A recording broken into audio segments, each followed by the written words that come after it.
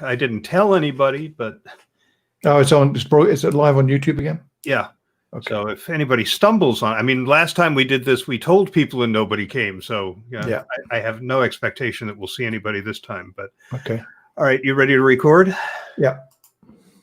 Ready for the countdown? Yeah. 3, 2. Oh wait, 1. sorry. Hang on. I'm not ready. I beg your pardon. Hold it. No worries. Where's it gone? Audition.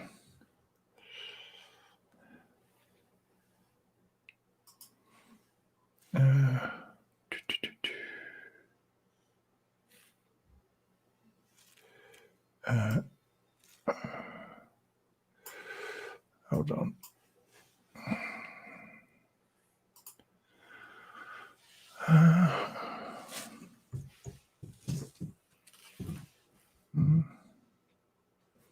Your audio file, stereo.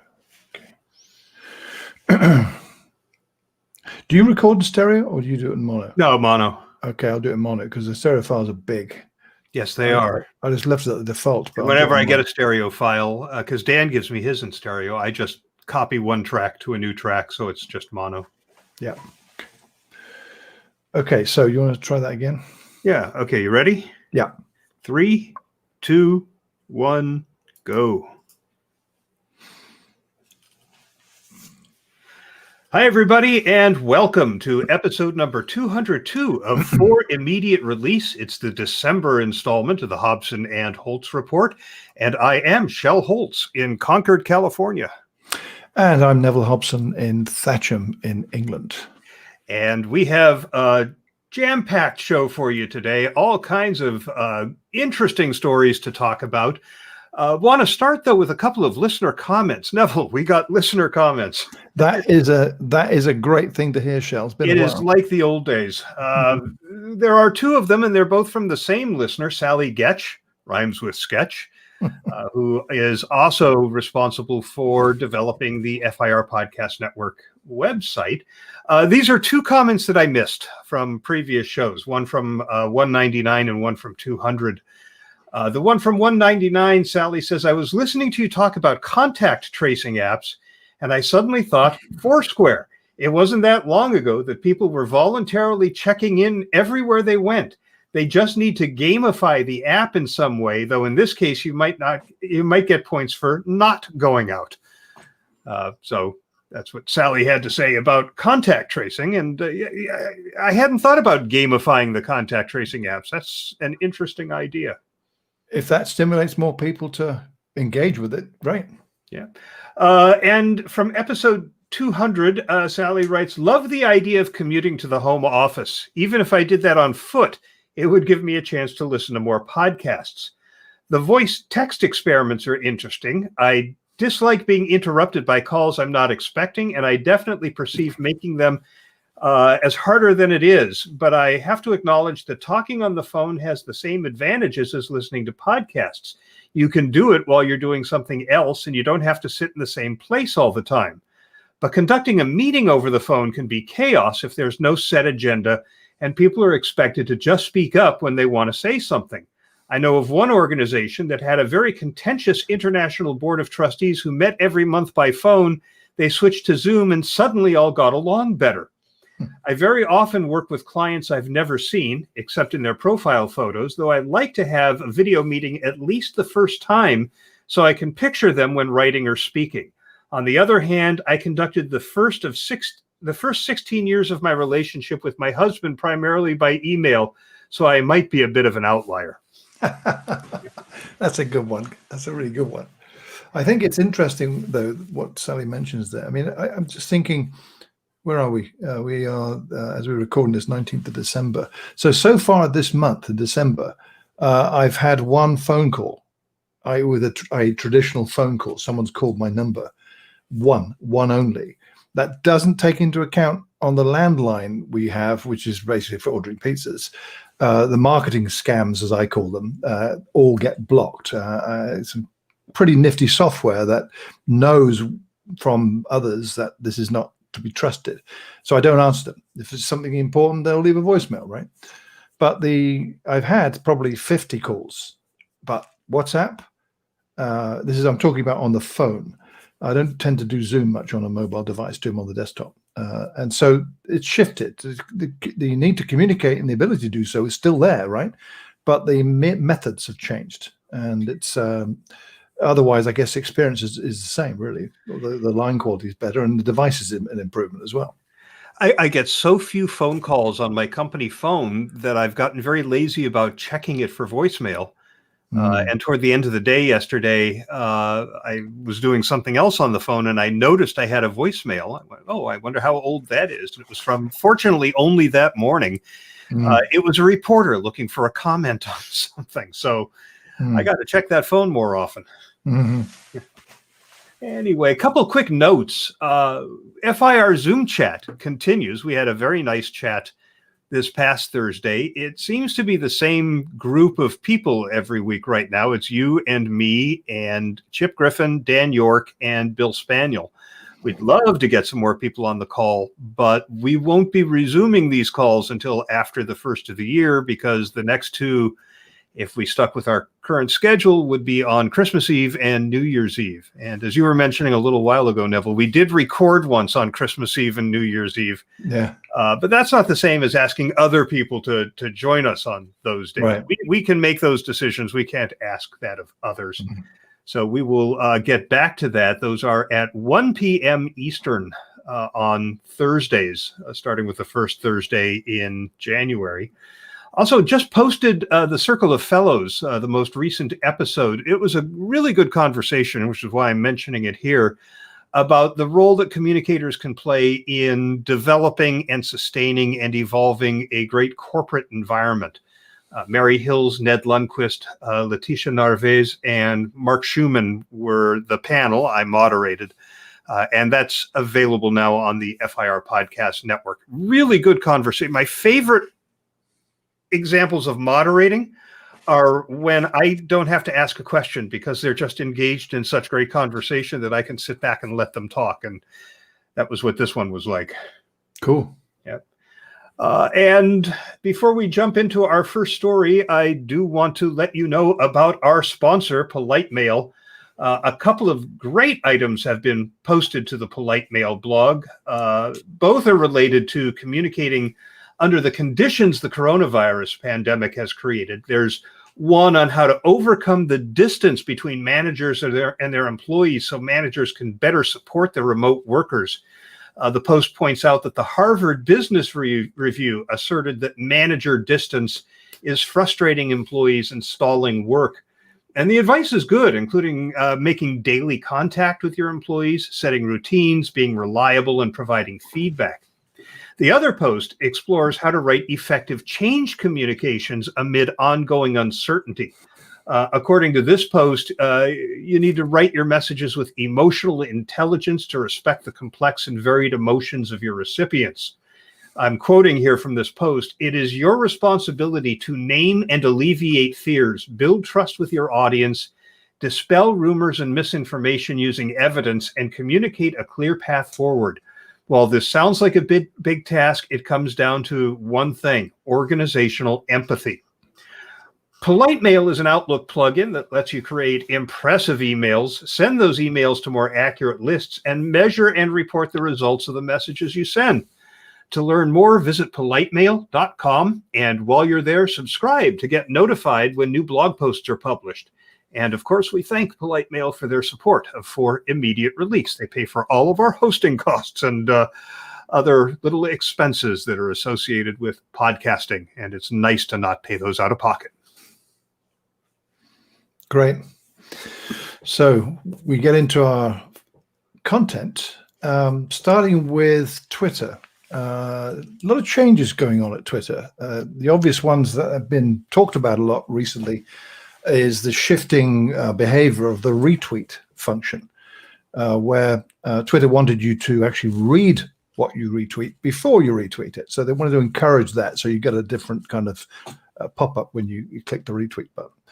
So that's now going back to what it was before. So that's one example of things that they're doing. There's more later on. You're going to hear some more things, but this one I found interesting too, which is about verified accounts. And these are the ones that you will see on Twitter of individuals, whether for themselves or for an organization they're part of or something like that, indeed an organizational account as well, that has been verified by Twitter, meaning that Twitter says an account of public interest is authentic. And that's interesting, that use of the word authentic. That's how Twitter describes the purpose of verification, is to, in a sense, authenticate that the individual or the organization they represent are genuine and are worth trusting. So it's a trustworthiness indicator apart from anything else. Accounts are identified with a little blue, not quite a circle, it's got a wiggly kind of border to the circle, a light blue circle with a white tick or check mark in it next to the individual's name, and that's applied by Twitter. There's no image you can do, and it automatically appears next to your name on your Twitter account. So until about a year and a bit ago, you could apply yourself to be verified and go through a procedure that Twitter do. They froze that. In fact, it was a bit more than that, but maybe a year and a half ago. They froze that, and it's not been in use since then. One of the reasons was gaming the system, in a sense, people lying. The verification procedure was a little informal, so it wasn't rigorous. So all of the things that we really don't, we're not too happy with on checking up on somebody, you have to do that these days. That's a fact of life in contemporary society. Don't trust anyone, anything, until you verify it. So they've now come back with a revised procedure for verified accounts. Yes, they're opening that up again from January, towards the end of January. And the whole framework for doing this has been completely revamped by the looks of it, and far more involved process. And they have now set out, I think for the first time in detail, the eligibility criteria, as well as what happens if you're not eligible, and what happens if you're a scammer and an untrustworthy person applying. What do they do about that? And how to get cancelled out of your verification. So this is now something entirely different in process to what it was before. I want to just mention a couple of things about it, because I think it's a significant step Twitter's taking to uphold the principles of trustworthiness on the platform. In the context of all the other untrustworthy things that people perceive about social networks, including Twitter, observing the behavior of some users of those platforms. Facebook tends to get all the bad press in this regard. Twitter too, it's had issues, as they all have. So this is a step a step forward to address that in the right way, it seems to me. I think it's pretty good. So they are... they sought feedback, and I believe they had feedback in the high 5 figures from users, if not 6 figures. They say it shapes the policy on verification that they're implementing in January.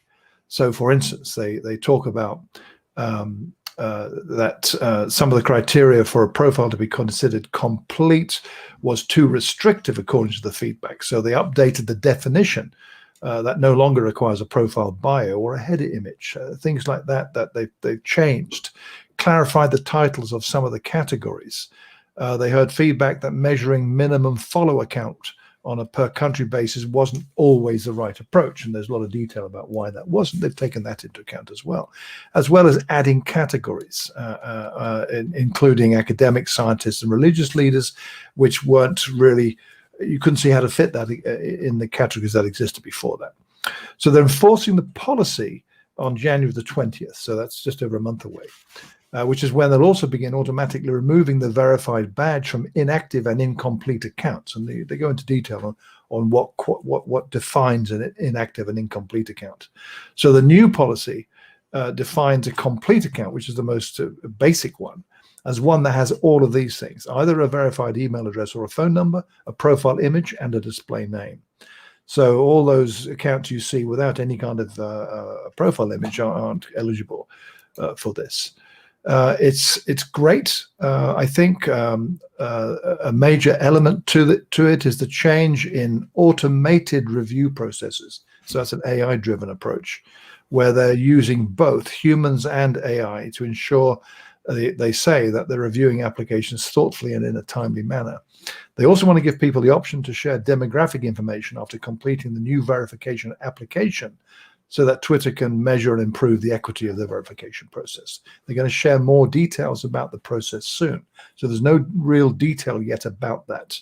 Before, it was a form that you had to provide things like a government-issued identification, like a passport, something with your photo, basically, and your name, date of birth. I mean, all that personal information that you have to provide when you're opening bank accounts or anything to do with the government, taxes and stuff like that.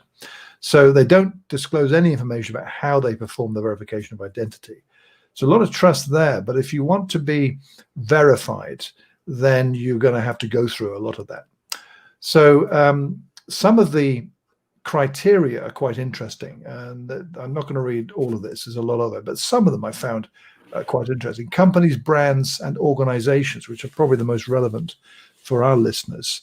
Accounts representing prominent organizations and secondary affiliated accounts, including companies, brands, non-profit organizations, as well as their leaders and other prominent executives.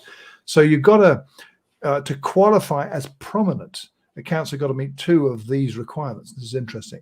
One is a presence in public indices, including but not limited to Google Trends, public stock exchanges, stable Wikipedia articles that meet the encyclopedia's notability standards, and databases such as Global Giving, or 3 or more featured references within the 6 months prior to applying in news outlets that meet the news criteria they mention in the procedure, or a follow account in the top 0.1% of active accounts located in the same geographic region. This is way more detailed and qualifying, let's say, than they ever had before. It was pretty casual compared to this. For news organizations and journalists, again, different criteria here.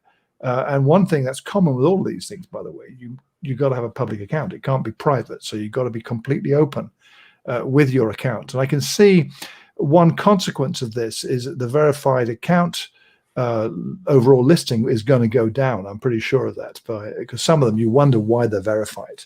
And they wouldn't pass some of these criteria, I'm quite sure. They talk about journalists working for news organizations that embrace all the mainstream media you can think of, including streaming TV and radio news networks. They got to adhere to recognized professional standards for journalism. They list some examples of how that qualifies. That wasn't there before. Independent or freelance journalists can be verified if they can provide at least 3 bylines or credits in qualifying publications within the 6 months prior to applying. That wasn't there before. So there's other categories too. Activists, organizers, and other influential individuals. This is at the heart of some of the bad things that have happened on Twitter in the past year or more, indeed probably more than that. The kind of harassing activities, the stuff that leads to disinformation and misinformation. This is geared to enabling activists and organizers who are genuine to be verified, and therefore projecting an aura of trust. So accounts of those individuals that don't meet the criteria can be verified if they demonstrate certain things, which the account goes into. So it's an interesting mix of activity that would lead to you being verified or not. And I can see this having greater value as a consequence of this. There are still many people out there who think this is not a waste of time, this kind of verification thing. I think this might go a long way to giving it a greater sense of credibility as the social media landscape evolves, or continues to evolve. And as we're seeing attempts by governments and regulators and others to impose greater control over the activities of social networks, and particularly those networks taking greater responsibility for the content that others publish on their platform. So it's maybe part of that. So would that clean up social networks as perceived by others? I doubt it, but it would perhaps mean that some people who use them for negative means won't have access to those platforms if they try to portray that aura of trust. So there's a lot in here, Shell, and I'm looking forward to seeing how this evolves. They talk towards the end of this lengthy piece describing it on what are ineligible accounts. So certain accounts are ineligible, and they talk about parody accounts. No more can they be verified. News feeds, commentary, and fan accounts. Fictional characters are not eligible anymore. Pets, for instance, your cat or your dog, unless directly affiliated with a verified company or brand. I mean, that still leaves leeway, but it's defining it all way better than they did before. And then the obvious things: accounts engaged in severe violation of the platform, manipulation and spam policy. Well, yeah, of course, you'd expect those guys not to be able to. Buying and selling of followers and engagement, etc. And then, of course, accounts of individuals associated with coordinated harmful activity or hateful content, as defined in Twitter's ad policies, and a few other reasons too. So it seems to me that this is well thought through. And I look forward to seeing how they present this when they disclose all the details of how it's all going to work towards the end of January. And most dogs have their accounts on Instagram anyway.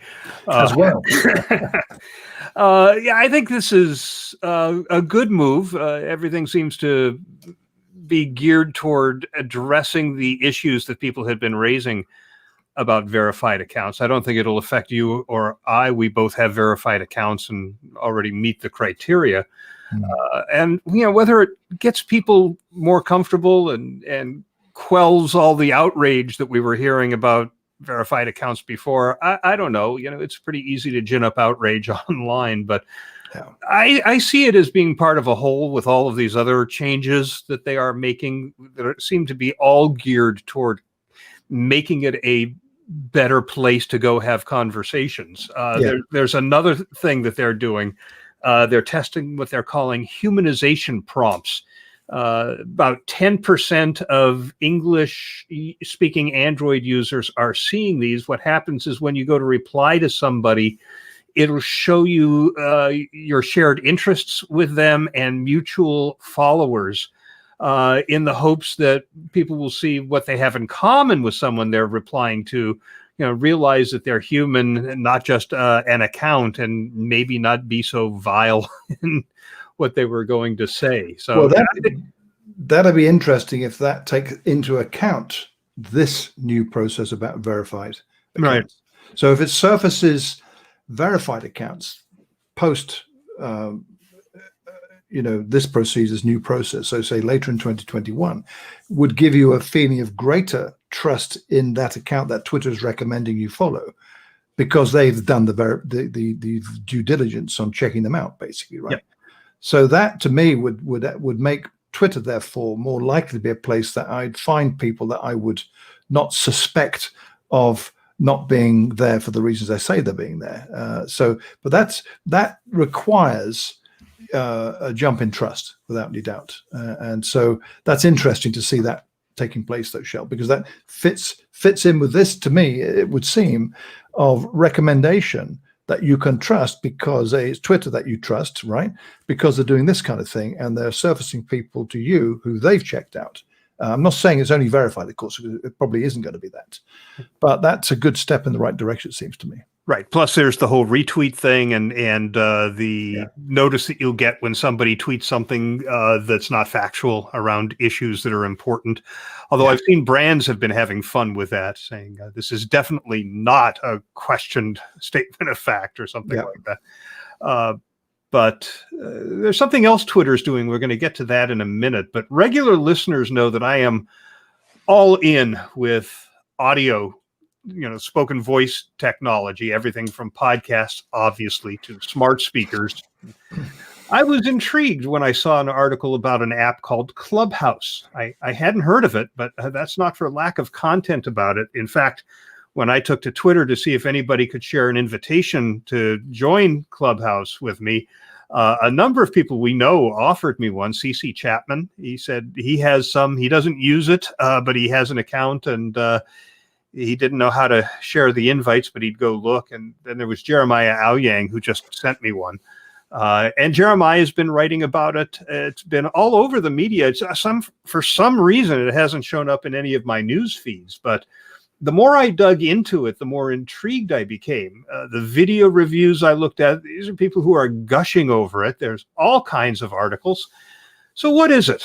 It is a live audio platform. You scroll through the app looking for a discussion that interests you, and then you enter the room. And when you enter the room, you are an observer. You're in the audience listening to the speakers, but you can raise your hand and they can invite you up onto the stage, so to speak, and join the panel.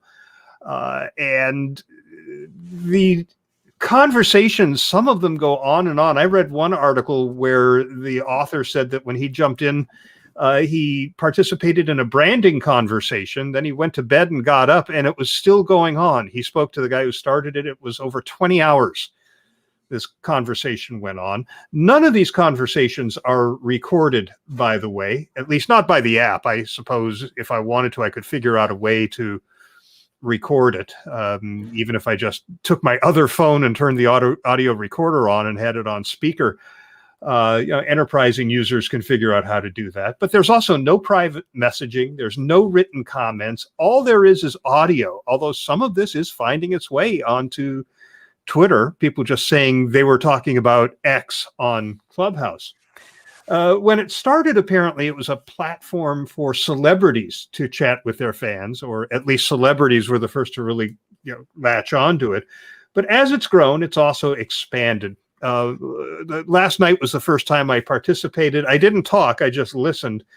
But I joined a conversation about how musicians are holding concerts with no audience and having them live streamed, and they're either charging listeners to hear the concert, or they have a tip jar in the concert, or both. And the speaker was saying that when the pandemic started and artists first started trying this out, only 20% of the public felt like this was a good idea. And that has grown to 80% that are now willing to pay to listen to music on a live stream. And these were people who seemed to really know what they were talking about with this. I jumped in because I'm interested in live streaming. So the possibilities for organizational communication just jump right out at you. I mean, you can have an audio version of an Ask Me Anything. You could get some thought leaders in your organization to chat about whatever their thought leaders about. I've reached out to several internal communicators, thought leaders like Rachel Miller and Mike Klein and Chuck Gose, to talk about hosting a discussion on internal comms. And they've all come right back to me and said, I'm in. Now, it's in beta. It's invitation only. It's only available for the iPhone. When I first heard about it, I went looking for it on Android and thought I'd found it. There's a Clubhouse. The interface looks very much the same, but it's not the same. And it's got to be a cheap knockoff because the legit app is only on iOS and it's invitation only. And by the way, that Android app is terrible. It's just riddled with problems. Don't get it, even if you think you might find other conversations there. Fortunately, I have an iPhone. That's my work phone. Jeremiah tells me, and after he did, I did a little research and found a New York Times article about it, that you can stumble into racist, anti-Semitic, misogynistic conversations. These are examples where moderation fell apart. But it's like anything else. If you follow people who have great conversations, then those are the ones you're going to jump into and you won't experience any of that. I could find plenty of that on Facebook if I went looking for it, but I don't, and therefore I don't see it. You got to give this app a try quick before Twitter kills it like they did Meerkat. That's because Twitter has launched Twitter Spaces for beta testing. Spaces are audio-only chat rooms. The TechCrunch article I read came right out and said it's similar to Clubhouse. The article points out that Spaces will encounter some of the issues that Clubhouse has faced, mainly that moderation failure. Twitter's test is designed to find out where issues affect user safety and comfort so that they can come up with solutions to those. The test they're running is only on iOS. I suppose if it doesn't go well, they could decide not to proceed with it. But if they do, and all you need is your existing Twitter account to get into these rooms and have these conversations, they could sync Clubhouse before it goes public. Now, one writer I was reading, writing about Clubhouse, believes that Clubhouse has staying power because it has true virality. You don't have to be on camera. You can build connections quickly. It empowers you to use your voice. It offers real human engagement, and it's a platform for testing your ideas. For example, the author of the article started a room where he said, I'm looking for help. I'm writing an article about Clubhouse. And within a few minutes, a few dozen people had joined him. He said people lined up on the stage. One at a time, I asked them why they're using Clubhouse and why they keep coming back. Some were brand new. Many had been on the platform for months. Nearly everyone I interviewed was a creator, marketer, or business owner. So an interesting app, and I'm enthusiastic about it. I'm going to be spending some time there, and I hope it's as awesome as it sounds like it is. It certainly does. I'd also give it a go, but I don't have any Apple devices, so it's iOS only. You mentioned one thing I note, by the way, in the Social Media Examiner piece, it says, "Don't worry if you can't find an invitation to be a member. Download the app and set up your account. Someone who knows you might be notified in-app automatically and grant you access." So you could try it that way. And then, of course, you could just start listening to stuff, and you might, if you do it that way. But yeah, it is interesting. I'm just wondering, give me your thoughts on this. So I understood it right. You join these chats live, and there's no recording. There's nothing. So, once you're out, that's it. Mm-hmm. There's nothing. Okay. So you better be good at note taking then.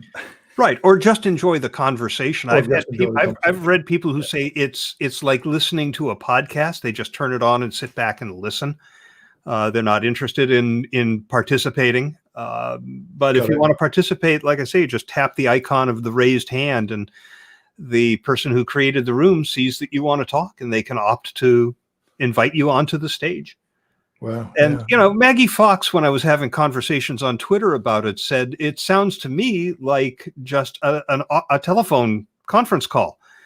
And I said, no, I don't think so. It's more like a panel discussion, because it's not everybody trying to talk. It's sort of an organized, moderated conversation about a specific topic. To me, it's more like several people having a conversation on a podcast. You and Sam and Thomas could probably get together and do, without being able to record it, of course, although you guys do a double ender too, right? Or a triple ender. Triple ender, yeah. Right. So you could do it on this app.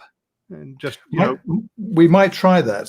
Small Data Forum podcast live on, what's it called again? Clubhouse. Yeah, I like the sound of that. Okay. Trouble is, I don't have an iPhone. So, you need to get an iPhone. Yeah. It's why when my company said, you get a company phone, do you want an iPhone or an Android? I said, why would I want two Androids? If I have an iPhone, then I can do all those things that up till now I've had to say, I can't do that. I don't have an iPhone. So yeah, you got it. Not my favorite phone. I'm not a big fan, but no. Interesting. This type of thing makes it worthwhile. Yeah. It's an interesting concept, I think, particularly looking at Michael Stelz's reasoning why Clubhouse has staying power that you mentioned. All these reasons for why it does, 6 of them. Yeah, they're compelling. So yeah, good one.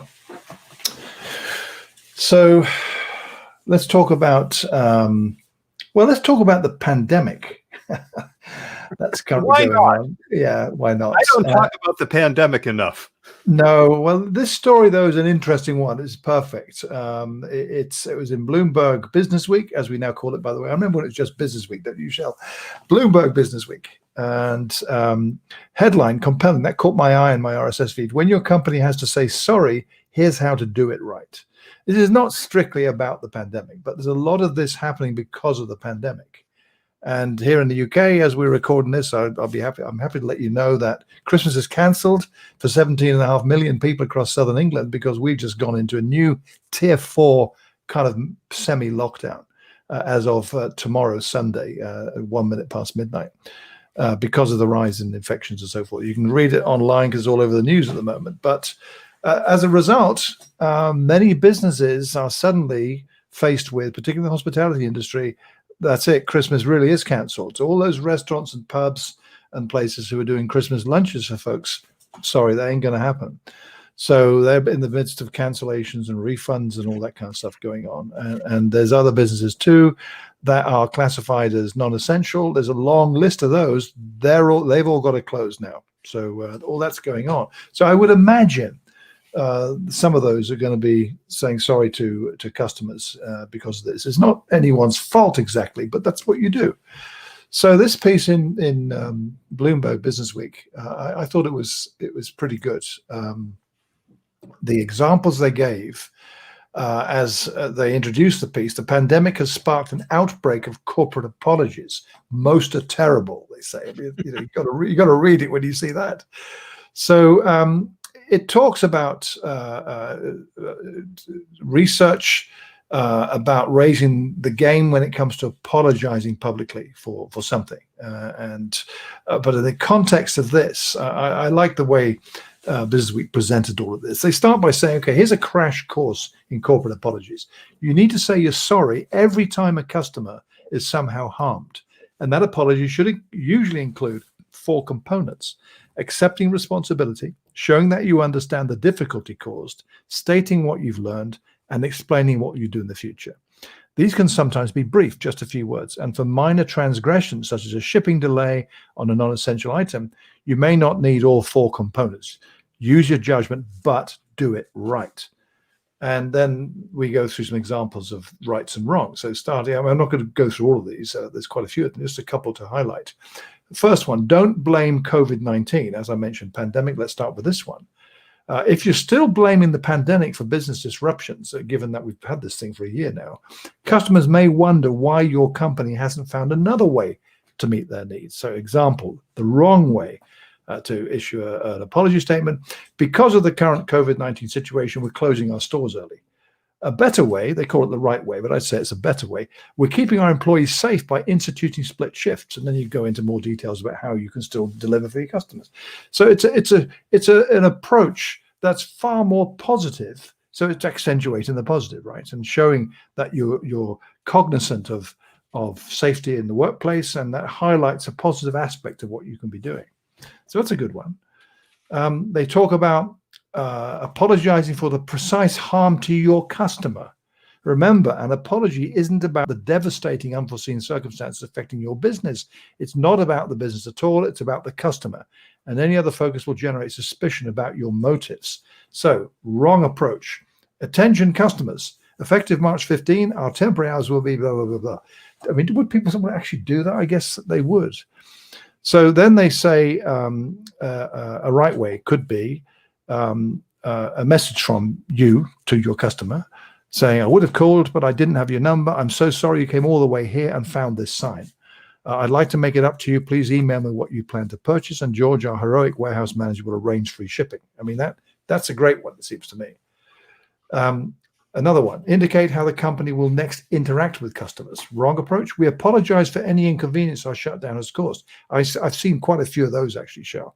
The right approach, please send a text message to 94825 and we'll tell you about our new curbside and mail order options and let you know when we can again serve you in person. Just a handful of examples, Shell, but how a bit more thought lets you turn it around into something. That last one is a good example of it's about the customer. It's not about you. It's actually about you too in reality, but you're showing the customer that you realize that your inability to deliver something for them could have impacted you, helping them understand what you're going to do to help them. When you listed those 4 components that every apology must include, the first thing that popped into my mind is all 4 of those are part of crisis communication. The core principles of crisis communication is acknowledge the harm to the individual, tell them what you're going to do to make it right, tell them what you're going to do to make sure it doesn't happen to them again. Understand that they're coming at this from an emotional standpoint, and just rattling off facts is not going to resolve the situation. If you do crisis communication, you should be able to apologize pretty well. Yeah, but as Bloomberg Business Week points out, that's not a common approach, it seems. There are some who are doing it. I've seen some great examples on social networks of some large enterprises apologizing in a tweet, for instance. that talks about an issue that would affect a lot of people, or because it's a newsworthy business they're in. And I don't know what else they're doing. I mean, I'd be actually horrified if the tweet was the only thing they were doing, and I'm sure it's not. But some good examples. But I've seen lots of ones in the kind of wrong category, as defined in an article like this. You're right. These are elements of crisis communication. I think they're a guide as opposed to the kind of written instruction on what you've got to go about doing. Because you mentioned, for instance, what steps you're going to take to make sure it never happens again. Some of the things are completely out of your control. So you can adjust these, but the core elements of this are definitely what should be on your kind of menu, as it were, for how you're going to tell your customers what's going on. Right. I read a lot these days about how marketing needs to adopt empathy in the content. That's a big hot topic at the moment, isn't it? Yeah, and this is the same thing. If you have empathy for your customer, then you should be able to craft a decent apology. And I have to tell you, the one thing when I see a corporate apology, not directly to a customer, but the company's made a misstep and they're out apologizing publicly, is if we have offended anyone. You're apologizing because you know you've offended somebody. Don't say if. No, that's common. I mean, the one that gets me, though, is this kind of impersonal phrase that is sorry for the inconvenience, or sorry for any inconvenience. I mean, typically there is inconvenience, but that sounds so impersonal and uncaring when people say that, and it's common. Yep. Okay, we're going to make a time code note here for Dan. Okie dokie. 3948. And Chip is listening in. Hey, Chip. We've been chatting over here in the YouTube chat. Okay, ready? Yeah. I was asked recently to write the social media chapter for the American Marketing Association's communication book. It's called the PR Handbook. The guy putting it together is Bob Dylan Schneider, former CEO of Hill and Knowlton. Now, I think his organization is the Dylan Schneider Group. It was an honor to be asked, and I did write it. I turned it in last weekend. But as I was writing it, I found myself referencing influencers a lot more than I expected to. Just as I was putting everything together, you turn to influencers for this, you turn to influencers for that, right? Influencer stars have definitely risen. Just look at what Walmart is doing with its Spotlight program, which transforms employees into advocates for the company on the social media channels that the employees use. This started out as a fairly typical employee ambassador program called My Local Social, but Spotlight takes it a step further, recognizing that each individual employee actually is the brand.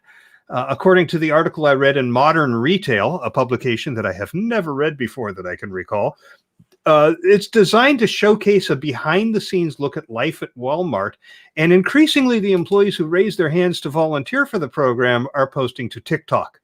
Walmart plans to grow this into the world's largest employee influencer program. Walmart's VP of Client Services, actually this is the VP of the company that manages the program for Walmart, VP of Client Services said, by giving a voice to its frontline associates, Walmart is humanizing its brand and giving customers authentic, relatable content that they will actually want to see and engage with. And Walmart's not alone. The same article points out that companies like Samsung are expanding their advocacy programs.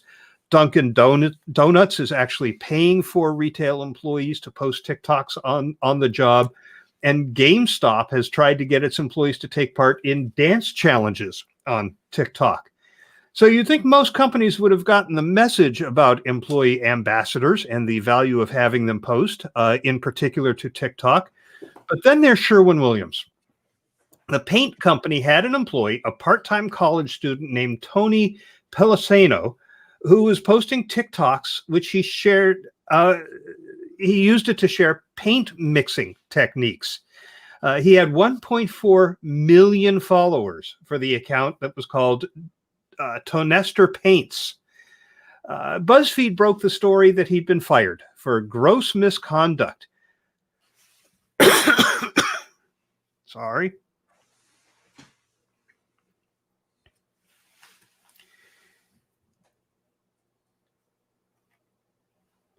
They accused him of wasting the company's product, even though he was actually paying for the paint that he used in his TikToks.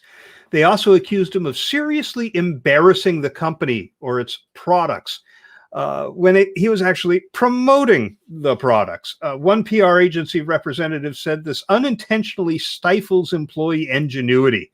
It also didn't do much for the company's reputation, with people like me out there tweeting that Sherwin-Williams was a stupid, stupid company.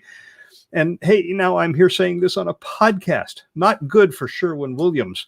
But the story has a happy ending. When the BuzzFeed story broke, he was offered jobs by nearly every national paint company. The one he took, though, was from a smaller, more local company, Florida Paints. They have 25 paint stores in Florida. He liked the family culture at the company. He's going to work full time there in sales and operations. He's getting his own lab to develop a whole line of Tonester paints. Remember, at Tonester Paints is his Twitter account or TikTok account. The founder of Florida Paints, Don Strube, said he was already aware of the TikToks because he has 4 daughters who use the platform, and they had already found him. Strube said, "I want him to have all the tools he can to express his art." Some companies get it, and some companies are like Sherwin-Williams. Stupid, stupid companies. Extraordinary tale, Shells, really. I remember I followed this when it broke a while ago, but I was just reading the BuzzFeed news piece when I was listening to you, and the reasoning that Sherwin-Williams gave, or the individual at Sherwin-Williams. Do they identify the person? I don't think they do. Corporate personnel. Okay, there's a title, isn't there? Corporate personnel. Not even human resources. That says something. Geez, yeah. I mean, it's they fired him for gross misconduct. I mean, this is an extraordinary thing, as you pointed out. Included the offenses of wasting properties and facilities, seriously embarrassing the company or its product. They got it from a customer complaint, they said. A customer complained. One customer complained. So the corporate personnel people looked into it. And one customer complaint. Yeah, right. So they first accused him of stealing, and he then told them he'd purchased all the paints. And they made him answer a bunch of questions. What can you say to this? I mean, that person in Sherwin-Williams who made the decision to fire this guy, I wonder if he's still there. If he is, well, yeah. But extraordinary. I think it's, you said it at the end, the reaction of the new employer who wanted to give him every means possible to flourish and do more of what he's doing, because it's such a positive thing to do. That supports the brand, doesn't harm it, doesn't embarrass them whatsoever. Yeah, I mean, that's definitely a misstep by Sherwin-Williams at huge cost to them. And I think this will be a case study for some time, I would say, Shel. Yeah, undoubtedly people are going to be talking about this. To have that level of cluelessness in this day and age does not say good things about the organization. Yeah, clueless is the right word, I would say. Okay, so talking of the right word, that takes us very nicely, little segue into a really interesting article, well written. Use of the English language is lovely. In 1843 magazine, which is from The Economist.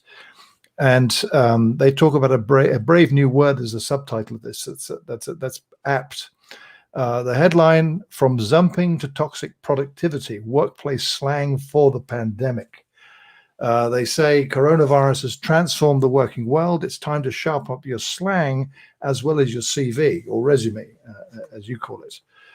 This is really a well-written piece. This is not something that is, essential reading at all, but it's well-written and will introduce some ideas and new concepts to you when reading it, as to some of the terminology that's coming into common use. Some of this I'd never heard of because they're Japanese or Korean or French, but when you understand the meaning, it's very apt. And I can see a lot of it's actually wry humor behind some of this in adverse circumstances, such as what's happening in the workplace, with people getting laid off, people getting fired, the restructuring that's going on, people quitting, all this stuff going on, that it pays to keep an eye on what's actually, what people are talking about. So the piece talks about how many companies are using, as they say, robotically faceless expressions to refer to the fate of their staff. Firms restructure, streamline and downsize, they reposition, realign and integrate. Perhaps worst of all, they make efficiencies. Only occasionally do they say it like it is. Workers too have their own lingo to describe modern employment. So whether you're a Zoom zealot who can't stop working or are enjoying the escape from the scrutiny of your boss in an uncertain climate, it pays to understand the subtext.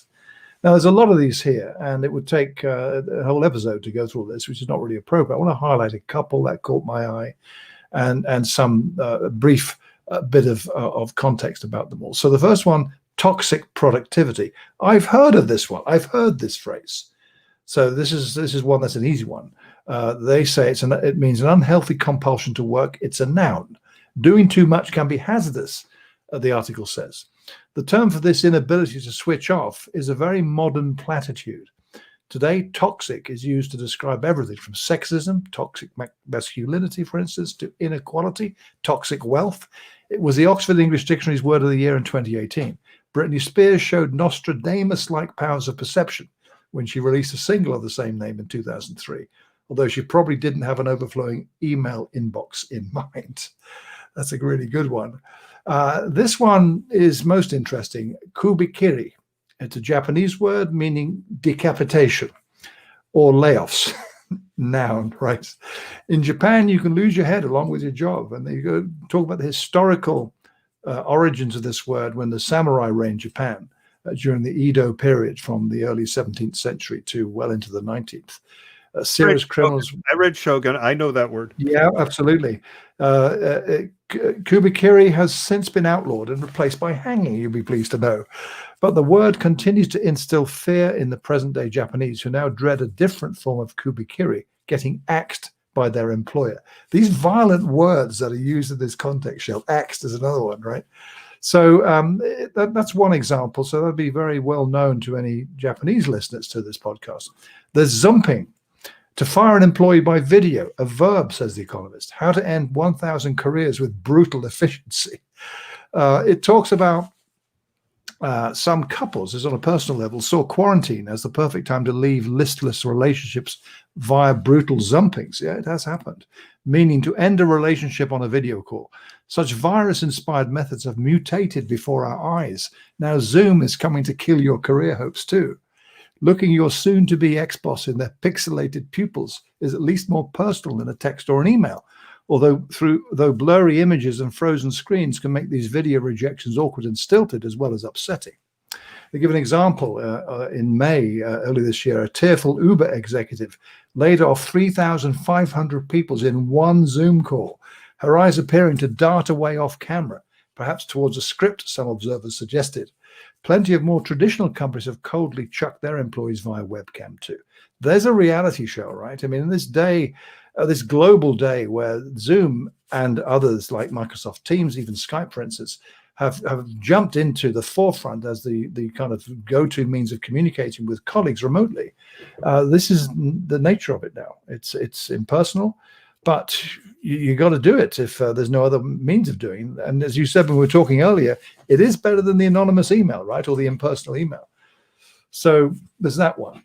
Another one, to fry squid, and that is a Cantonese phrase, and in Mandarin too, to be fired from your job, a verb. Less delicious than it sounds, says The Economist. As China opened up to the world in the 1980s and 1990s, over 100 million workers from across the country poured into factories across Guangdong, a province in southern China that became a manufacturing hub. Employers would provide bunk beds in dormitories, but staff brought their own bedding. If they were laid off, they would roll up their quilts and move on, an action that resembled a squid curling as it is fried. Enter to fry squid, a popular term in China to describe being fired. It's a good one, isn't it? And then we have, let's see, a couple more. La mise au placard, as French, being put in the closet or encouraged to resign, a verb. The French are as discreet about employment as extramarital affairs, says The Economist. Though French workplace rules have eased a little in recent years, it's still expensive to fire someone, and often cheaper if they resign. So to entice an employee to leave, there's a workplace purgatory known as la mise au placard, or being put in the closet. You still have to turn up every day, but you gradually isolated and stripped of your responsibilities. The psychological toll of la mise au placard can be severe. Websites warn of depression and social isolation when colleagues avoid you and superiors denigrate or ignore you. Yet you have to remain at your desk, sometimes for months. Although you can take your company to court, the legal battle tends to be arduous and slow. One benefit of telecommuting during the pandemic is that if you are put in the closet, at least you can get to be in it at home and wearing pajamas. I got to hand it to The Economist. Their writing style and brilliance is fantastic. I just love the style. And this article is based on alarming stuff, frankly, but it takes a look at things in different cultures and around the world on dealing with a topic like this and what are the consequences. So it's worth, as they say, getting to know the subtext. It's interesting, Neville. I have to interrupt for a second because Chip Griffin is watching us. We're broadcasting our recording session live. We didn't make an announcement about this, but it's out there. If you go to the FIR channel on YouTube, you would find it. And he says, being put in the closet reminds me of the federal government worker a number of years ago who did nothing but build a stack of coffee cups in his office for a year because he couldn't be fired. Outstanding. Yeah. In any case, I was thinking about fired by email. I went and looked up the date that Radio Shack fired 400 people by email. That was in September 2006. So we talked about that on FIR. Yeah. We were coming up on the end of our second year of podcasting then. But, it comes back again to empathy, doesn't it? I mean, if a company has empathy, they'll probably go about it in a better way. Demonstrate that this is hard. We don't like this. It's an emotional burden on the people who are doing it. And we are going to do everything in our power to make this as painless an experience as we can for the people affected. What are we doing for them? Right. And if you demonstrate sincere, authentic empathy, I don't think you're going to run into some of these issues. But a lot of companies don't do that. A lot of companies don't have that kind of empathy. Well, no, they don't. And I think you've also got to take into account the reality, as this article illustrates, of different cultural norms in different countries, different societies. So the French one is probably the mildest. The example from Japan of the decapitation example illustrates that the empathy and that approach doesn't really work in that culture. And there are a few others I didn't read out because there's quite a few here. So the link to the article will be in the show notes, and it's definitely worth a look if you want to understand how this sort of situation is treated by different cultures in the business context. Yeah, Chip says he does have stories of people being fired by email and worse. Many people are very, very bad at handling terminations, an essential management skill. Totally. Well, Tom Webster, a vice president at Edison Research, has a newsletter where he writes some great stuff. His newsletter is called I Hear Things. He doesn't write about Edison and his work, which is a shame, I think, because it's actually very interesting. This is a forum for other observations. His most recent article is titled, "The Perfect is the Enemy of the Good, but so is the Crap." Tom publishes his articles on a platform called Substack. And when I first saw it, I went to him on Facebook and asked him why Substack, and he responded, "Why not?" And I had to say, no, I'm not arguing. I've never heard of it, and I want to know what it is that led you to it. And he gave me some very cogent answers. But I wasn't familiar with it. Earlier this month, though, The Verge posted a podcast episode with Chris Best, the co-founder and CEO of Substack, which has attracted some pretty high-profile journalists like Andrew Sullivan and Glenn Greenwald, who have left their journalism jobs to start paid newsletters on Substack. In fact, the headline on the transcript of the podcast on The Verge's website says it could be a new model for journalism. Best, by the way, was co-founder of the messenger app Kik, K-I-K, if you remember Kik, Yep. from the early days of social media and messaging apps. His idea for Substack was just to make a dead simple way for writers to go independent. He points out in the podcast interview that even a few thousand people paying $5 or $10 a month turns into a real business very quickly, and it completely upends the economics of writing on the internet. Now, to look at Substack, for all the world, it looks like a blogging platform, but it's the subscription model and the ability to charge for the newsletter through the platform that makes it not quite a blog. When asked about the competition to what he's doing, Best said that the biggest competition is the do-it-yourself approach, like Ben Thompson, who has a paid newsletter blog using WordPress and Memberful and Stripe and MailChimp. But Substack ties all of these together in one place, so you don't have to cobble together the various pieces. And just recently, Substack has come up with a way to curate all the newsletters you subscribe to. They've launched a beta called Substack Reader, which is, wait for it now, an RSS reader. It's for Substack newsletters, but they do let you add third-party RSS feeds too. It offers up a chronological list of every newsletter you've subscribed to, and then you can click to open them in the reader. It has other features.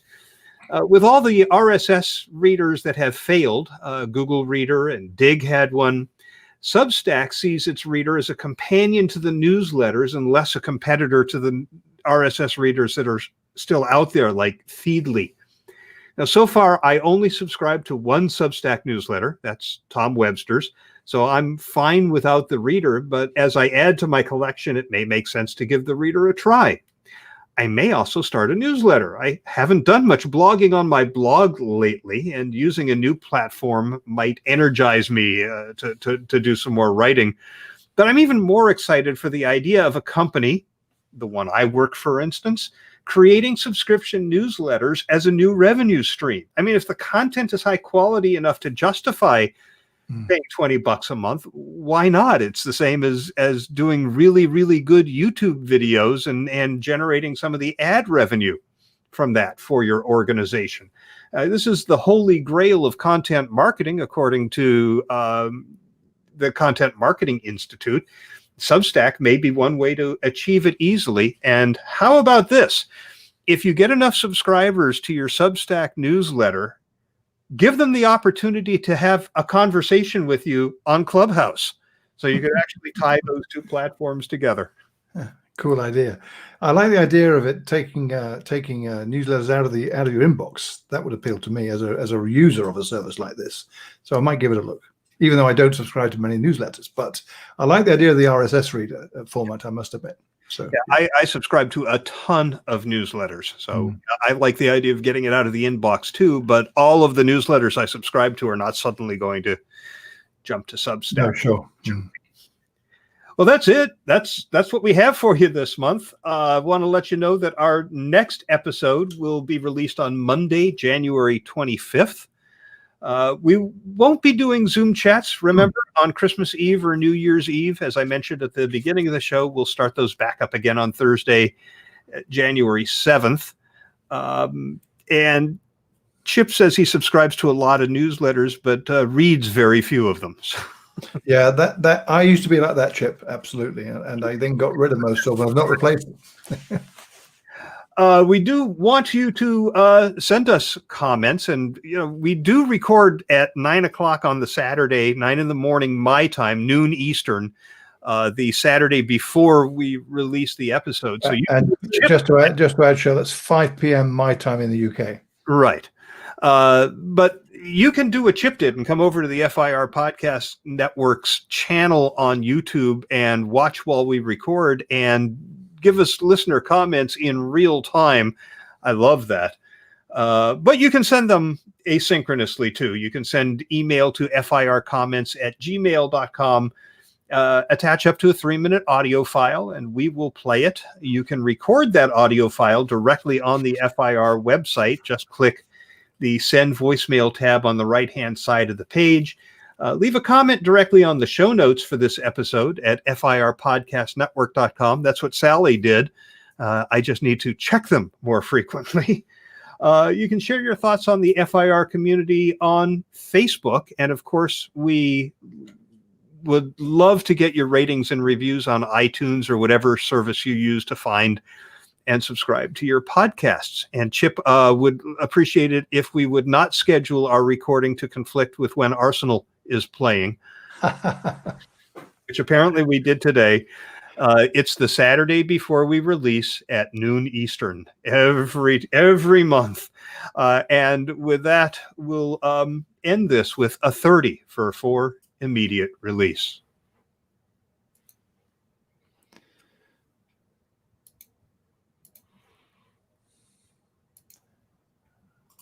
Are we offline now from YouTube? Yes.